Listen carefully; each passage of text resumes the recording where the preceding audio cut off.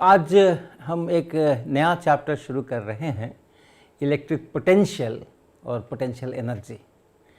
तो जो electric field है इलेक्ट्रोस्टैटिक सिचुएशन में, उसको हम लोग ऐसे लिख सकते हैं, ई वेक्टर बराबर, अगर पॉइंट चार्जेस में लिखें तो summation over I Q I over 4 pi epsilon naught और R minus R I vector, और यहाँ पे इसी का जो मैग्नीट्यूड है वो लिख करके उसका क्यूब।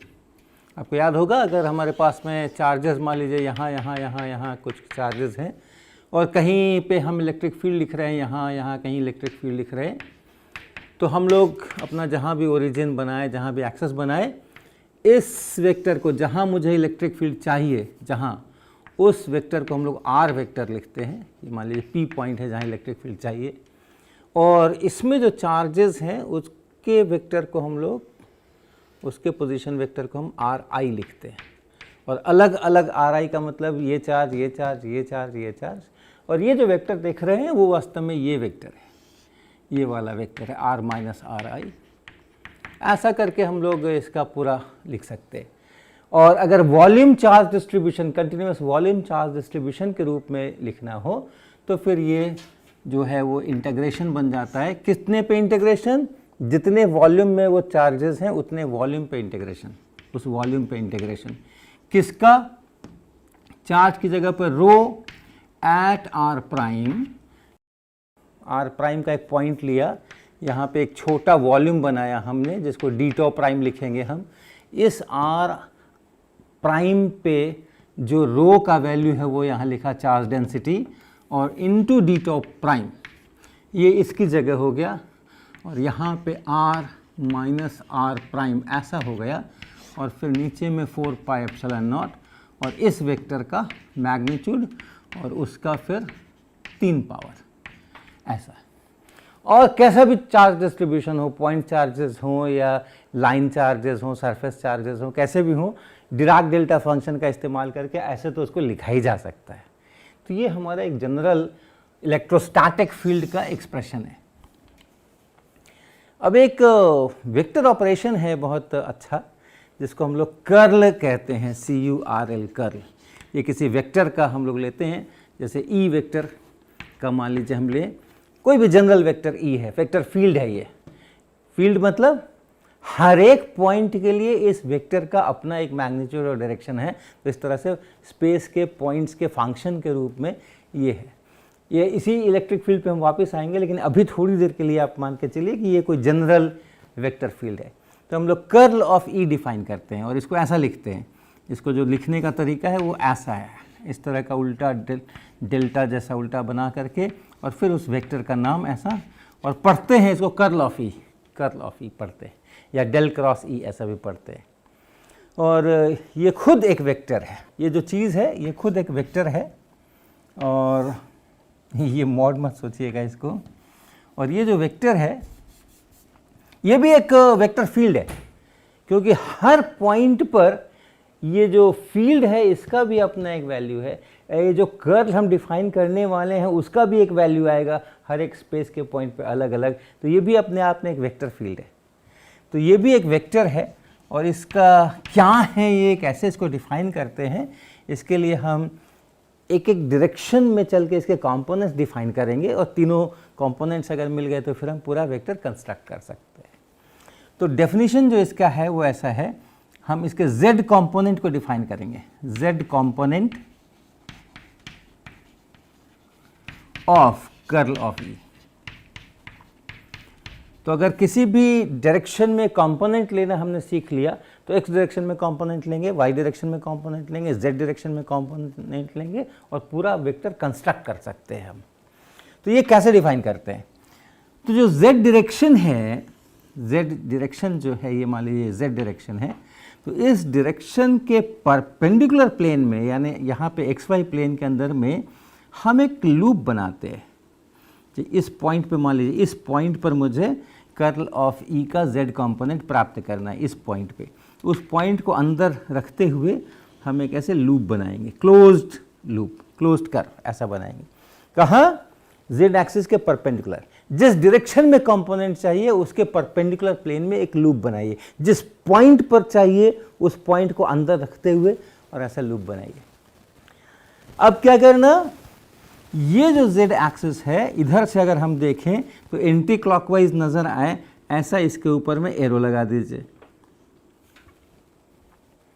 और इससे जो ये एरिया इंक्लोज हुआ है इस एरिया को आप डेल्टा ए लिख लीजिए और इस एरिया का भी पॉजिटिव, इसको भी एक वेक्टर बना सकते हैं, वेक्टर एरिया, एरिया वेक्टर। और कैसा होगा, अगर इधर से देखने पे एंटी क्लॉकवाइज लगता है तो ये जो एरिया है उस एरिया के करस्पॉन्डिंग जो एरिया वेक्टर बनाएंगे हम, वो ऐसा ऊपर की तरफ, ऊपर से देखने पे अगर एंटी क्लॉकवाइज नज़र आए तो वो एरिया वेक्टर ऊपर की तरफ। तो ये इस एरिया के बारे में, और इसको छोटा करना है, हमें लिमिट लेना है, तो मन में रखिए कि ये बहुत छोटा सा एरिया है और बहुत छोटा सा लूप है।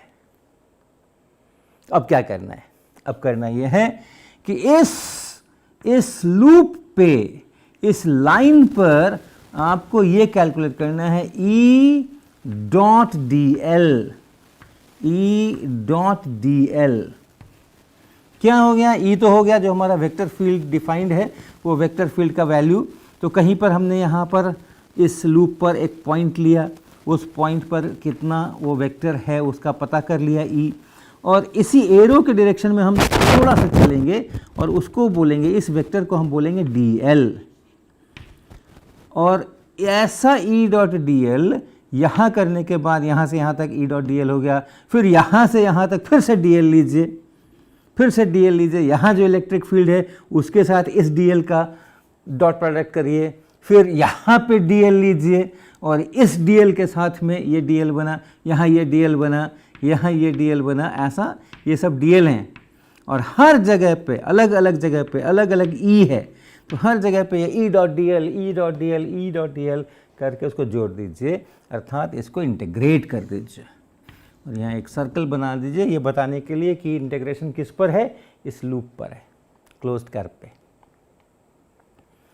और ये जो चीज़ बन गई इसको भाग लगा दीजिए, किससे, इस एरिया के मैग्नीट्यूड से। ये जितना एरिया इनक्लोज हुआ है इस लूप के द्वारा उससे आप भाग लगा दीजिए। यहाँ वेक्टर नहीं लिख रहा हूँ मैं, ये जो क्वांटिटी बनी इसका लिमिट लेना है as this delta A tends to 0। जिस पॉइंट पर है वो पॉइंट भीतर रहना चाहिए, जिस पॉइंट पे मुझे ये कर्ल ऑफ ई में देख रहा हूँ वो पॉइंट भीतर रहना चाहिए और लूप को छोटा करना है उसको भीतर रखते हुए। तो इसका जो लिमिट है, इसका जो लिमिट है as delta T tends to 0, इसको कहेंगे हम, ये है परिभाषा कर्ल ऑफ ई के z कंपोनेंट की। ऐसा किसी भी डायरेक्शन में अगर कंपोनेंट लेना है तो उस डायरेक्शन के परपेंडिकुलर प्लेन में आप लूप बनाइए, उस पर उसका ये सर्कुलेशन कहते हैं, इस वेक्टर का सर्कुलेशन है इस लूप के ऊपर, ये लाइन इंटीग्रल करिए और लूप का जितना एरिया बना है उससे भाग लगाइए, वो चीज़ हो जाएगी। और एरो का ध्यान रखिएगा क्योंकि ई डॉट डी एल लेने में, डी एल में डायरेक्शन है, तो एरो का ध्यान रखिएगा, जिस डायरेक्शन में आपको कंपोनेंट चाहिए उधर से देखने पर ये एरो उसको एंटी क्लॉकवाइज घुमाना चाहिए। तो ऐसा करके उस डायरेक्शन का कंपोनेंट मिलेगा। तो ऐसा ही आप x का कंपोनेंट निकाल लीजिए, ऐसे ही आप y का कंपोनेंट, y डायरेक्शन में कंपोनेंट निकाल लीजिए, x डायरेक्शन में निकाल लीजिए, z डायरेक्शन में निकाल लीजिए और ये पूरा वेक्टर बना लीजिए। तो ये है इसकी परिभाषा। और अगर हर बार इतना सारा सब कुछ करने की ज़रूरत नहीं है, जब ऑपरेशन करना है, जब उसका वैल्यू निकालना है किसी परिस्थिति में, तो जो करस्पॉन्डिंग कार्टेशियन में, स्फेरिकल में कोऑर्डिनेट्स में और सिलेंड्रिकल कोऑर्डिनेट्स में उसके एक्सप्रेशंस होते हैं और वो एक्सप्रेशंस फिक्स्ड होते हैं, इसी से निकलते हैं वो एक्सप्रेशंस, लेकिन वो एक्सप्रेशंस वास्तव में हम लोग इस्तेमाल करते हैं। तो कैसे हैं वो, हम कार्टेशियन में लिखेंगे, ज़रूरत जब पड़ेगी तो हम लोग स्फेरिकल और उसमें भी लिखेंगे, सिलेंड्रिकल में। और ऐसा है ये, आई कैप यहाँ, जे कैप यहाँ, के कैप यहाँ, फिर यहाँ पे del del X, del del Y, del del Z, और यहाँ पे उस वेक्टर फील्ड का एक्स कंपोनेंट, y कंपोनेंट और z कंपोनेंट। ये है हमारा कर्ल ऑफ E, ये है कर्ल ऑफ E। ये क्या है? ये डिटर्मिनेंट है, डिटर्मिनेंट है, 3/3 का डिटर्मिनेंट है।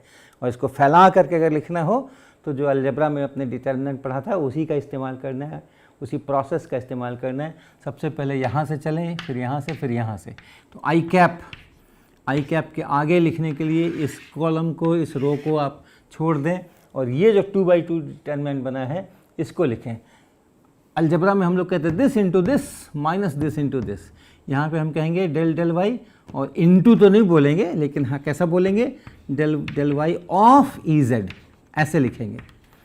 जैसे वहाँ पर भी यहाँ अगर कुछ होता, एक्स होता लिखा होता, यहाँ वाई लिखा होता तो एक्स वाई लिखते, तो वैसे ही पहले ये लिखा उसके बाद ये लिखा, और माइनस इधर वाला del del Z of E Y, ये इसी तरीके से उसका इसको लेकर जे कैप को लेकर के चलेंगे, के कैप को लेकर चलेंगे और ऐसे एक्सप्रेशन बनाएंगे।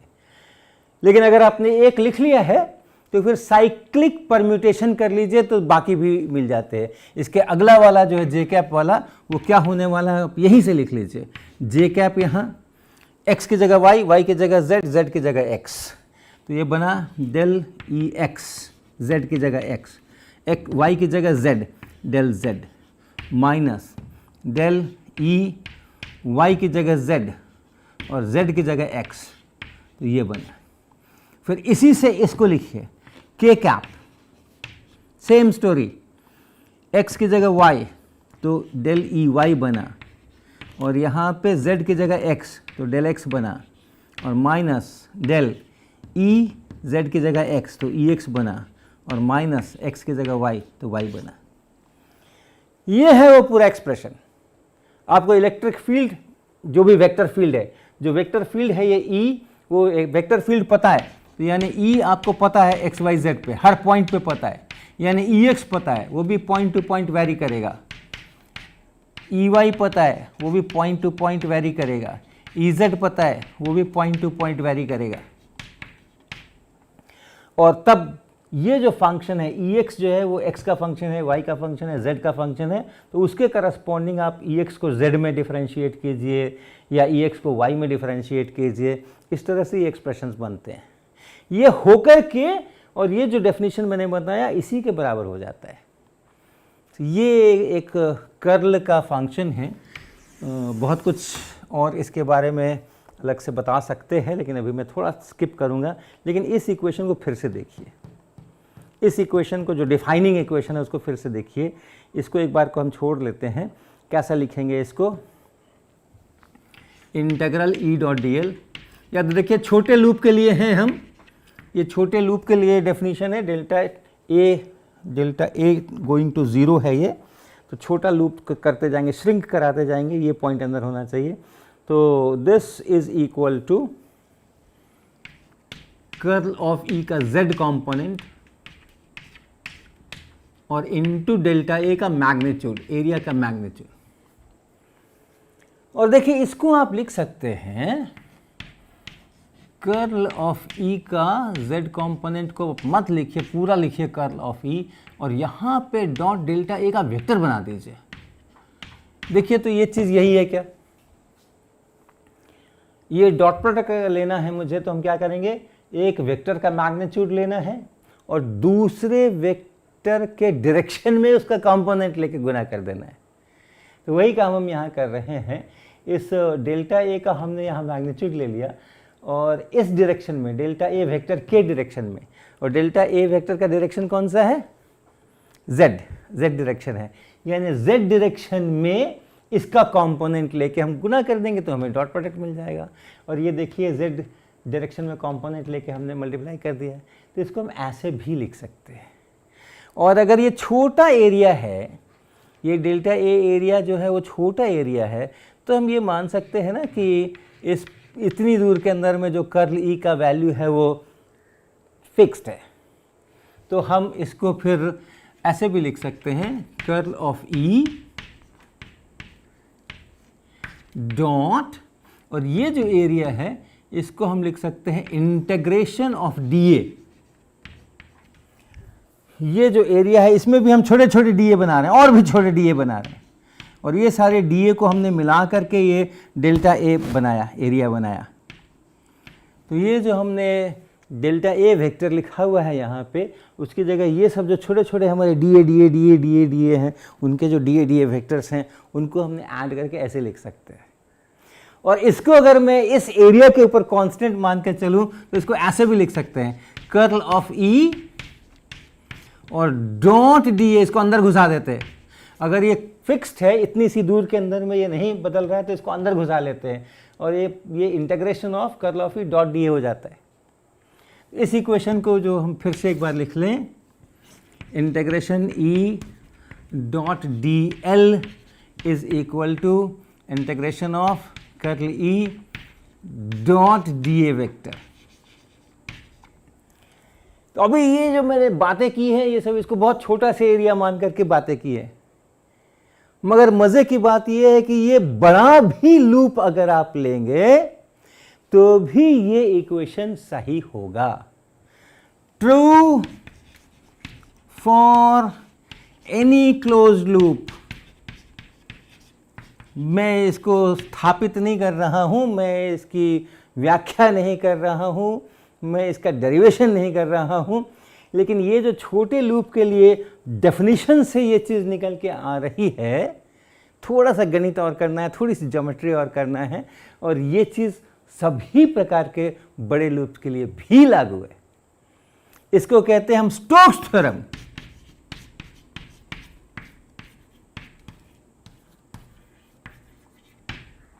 स्टोक्स का थ्योरम कहते हैं इसको हम। तो अब इसको जरा समझ लें कि ये क्या हो गया।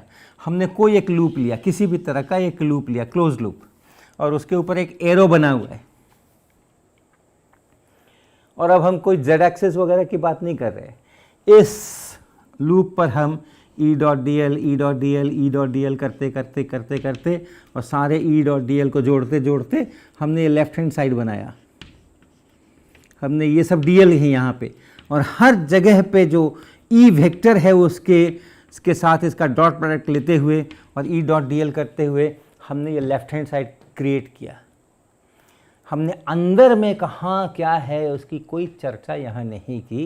ये सारा जो ऑपरेशन है, ये सारी जो प्रक्रिया है, ये सारी प्रक्रिया क्रियाकलाप जो है इस इंटीग्रेशन का, वो इसकी बाउंड्री पर हो रहा है, यहाँ पर हो रहा है। और राइट हैंड साइड को अगर देखिए तो ये पूरे सरफेस एरिया पे इंटीग्रेशन है। अब हम बाउंड्री नहीं देख रहे, अब हम इस एरिया को देख रहे हैं। ये जो एरिया है उस लूप से जो एरिया इनक्लोज हुआ है उसको देख रहे हैं, और उसमें हर जगह पे इस एरिया में कोई एक पॉइंट लीजिए, यहाँ पे कर्ल ई का क्या वैल्यू है वो देखिए, डायरेक्शन एंड मैग्नीट्यूड, और यहाँ पे एक डीए बनाइए, छोटा डीए बनाइए, और उस डीए का जो डायरेक्शन मैग्नीट्यूड है वो देखिए, और कर्ल ऑफ ई यहाँ पे और ये डीए यहाँ पे, वो डॉट प्रोडक्ट लीजिए आप यहाँ पे, और ऐसा सब जगह कीजिए इस पूरे में, यहाँ यहाँ यहाँ यहाँ यहाँ यहाँ सबको आपस में ऐड करके ये इंटीग्रेशन बनाइए। यहाँ मैं बाउंड्री की केवल बात नहीं कर रहा हूँ, मैं पूरे इंटीरियर जो एरिया सरफेस है इस लूप के द्वारा घेरा हुआ उसकी बात कर रहा हूँ। और यहाँ मैं उस एरिया में से किसी हिस्से की बात नहीं कर रहा, यहाँ पे मैं केवल बाउंड्री पर कर रहा हूँ, ई डॉट डी एल, ई डॉट डी एल, ई डॉट डी एल। तो ये जो है ये इस कर्व के ऊपर है, इस लाइन के ऊपर इंटीग्रेशन है, और ये उसके द्वारा बंधे हुए सरफेस पे इंटीग्रेशन है, और ये दोनों आपस में एक दूसरे के बराबर होते हैं। ये स्टोक्स लॉ कहलाता है। बहुत सारे प्रश्न होंगे, इसका क्या मतलब है फिजिकली, इसका क्या सिग्निफिकेंस है वगैरह वगैरह, वो थोड़ा अलग विषय रखेंगे। हम अब आते हैं कि अगर ये जो हमने सारा कर्ल की बात की है, ये ऑपरेशन अगर हम इलेक्ट्रिक फील्ड पर करें, इलेक्ट्रोस्टैटिक्स के सिचुएशन में जो इलेक्ट्रिक फील्ड हम लिखते हैं उस पर अगर करें, ये जो वेक्टर फील्ड है, ये जो वेक्टर फील्ड है इसका कर्ल निकालें। हर पॉइंट पे ये अलग अलग इसका वैल्यू है, अलग अलग इसका मैग्नीट्यूड है इलेक्ट्रिक फील्ड का, दिए हुए चार्ज डिस्ट्रीब्यूशन के कारण। इसका कर्ल ऑफ ई निकालें तो क्या होगा, और वो बहुत इंटरेस्टिंग है, और वो है कर्ल ऑफ ई। अब ये ई मेरा इलेक्ट्रिक फील्ड है। अब ये ई जो लिख रहे हैं ये अब हम इलेक्ट्रिक फील्ड के लिए लिख रहे हैं। और वो इलेक्ट्रिक फील्ड कैसा होगा? वो इलेक्ट्रिक फील्ड ऐसा होगा, कुछ रो का अपना फंक्शनल फॉर्म होगा, कैसा आपका डिस्ट्रीब्यूशन है, कहाँ चार्जेस हैं कहाँ नहीं है उसके अनुसार, और उसके अनुसार इलेक्ट्रिक फील्ड का एक वेक्टर फील्ड बनेगा। उसका कर ले रहे हैं मतलब वो सब डिटर्मिनेंट वगैरह अगर एक्स वाई जेड इस्तेमाल कर रहे हैं तो सब del del X del E Y वगैरह वगैरह करके हम कर रहे हैं, और उसका उत्तर आने वाला है 0। चाहे वो एक चार्ज के कारण, एक पॉइंट चार्ज के कारण से इलेक्ट्रिक फील्ड हो, या 2 चार्जेस रखे हैं उनके कारण से फील्ड हो, या 25 चार्जेस रखे हैं उनके कारण से फील्ड हो, या एक लाइन के ऊपर चार्ज डिस्ट्रीब्यूटेड है उसके कारण से फील्ड हो, या एक सरफेस पर चार्ज डिस्ट्रीब्यूटेड है उसके कारण से फील्ड हो, या एक वॉल्यूम में चार्ज डिस्ट्रीब्यूटेड है उसके कारण से फील्ड हो, कुछ पॉइंट चार्जेस हैं, कुछ लाइन चार्जेस हैं, वो मिला के इलेक्ट्रिक फील्ड हो। कैसा भी इलेक्ट्रिक फील्ड हो, अगर वो चार्जेस से क्रिएट हो रहा है और वो चार्जेस काफ़ी समय से रेस्ट में रखे हुए हैं, यानी इलेक्ट्रोस्टैटिक्स की सिचुएशन है, तो इलेक्ट्रिक फील्ड का कर्ल हमेशा ही 0 होता है। और ऐसे जो फील्ड होते हैं, ऐसे जो वेक्टर फील्ड होते हैं जिनका कर्ल हर जगह 0 मिल जाए, उसको हम लोग कहते हैं कंजर्वेटिव फील्ड्स।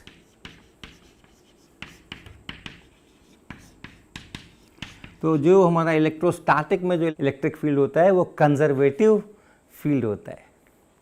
और कंजर्वेटिव फील्ड अगर होता है तो एक और बहुत प्यारा सा स्केलर फंक्शन आप डिफाइन कर सकते हैं। इस इक्वेशन को आप देखिए, स्टोक्स थ्योरम वाली इक्वेशन को देखिए। कर्ल ऑफ ई अगर हर जगह पर 0 हो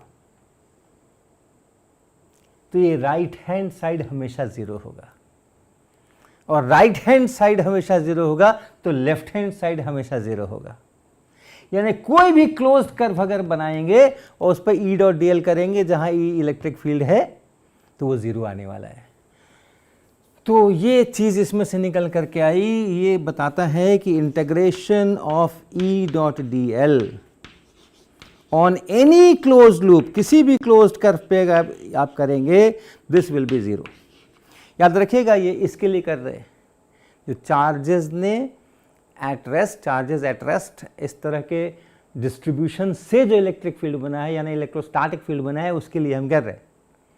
तो ये जो चीज़ है ये हमेशा 0 होने वाली है। और इसके 0 होने का एक बहुत दूसरा भी उसका परिणाम है।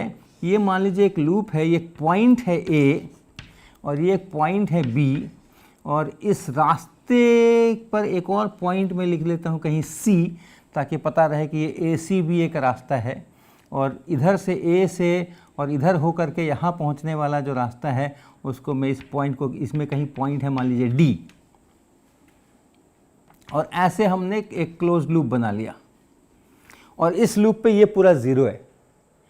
तो क्या मतलब कि हम यहाँ से शुरू करें, A से होके C से B तक जाएं, पहले integration E dot D L किस पे, A C B पे, plus B D A, B से फिर D होते हुए A पर आए, E dot D L is equal to 0।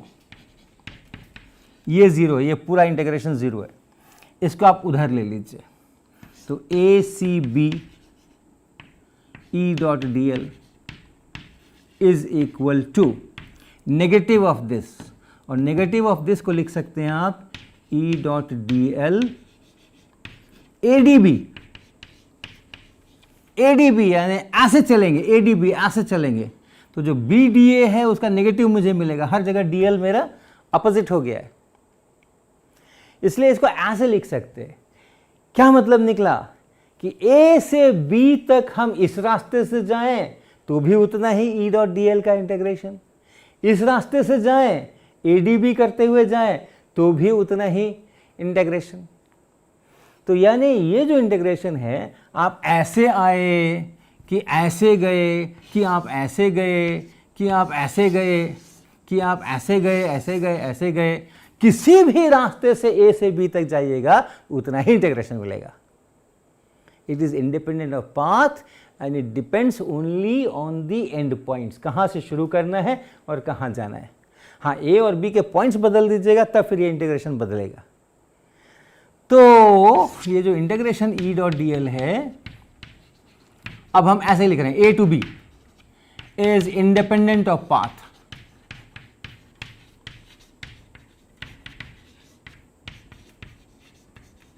Depends only on the end points A and B. ये जो एंड पॉइंट्स है उन्हीं पर केवल डिपेंड कर रहा है। और ये एक डेफिनेट इंटीग्रेशन है। जब डेफिनेट इंटीग्रेशन करते हैं तो फिर वो अपर लिमिट लोअर लिमिट ऐसा कुछ रखते हैं। तो इससे ये पता चलता है अगर ऐसा हो जाए तो ज़रूर एक स्केलर फंक्शन है। याद रखिए, this is a scalar quantity, E dot D L is a scalar quantity और उसका ये वैल्यू है ये।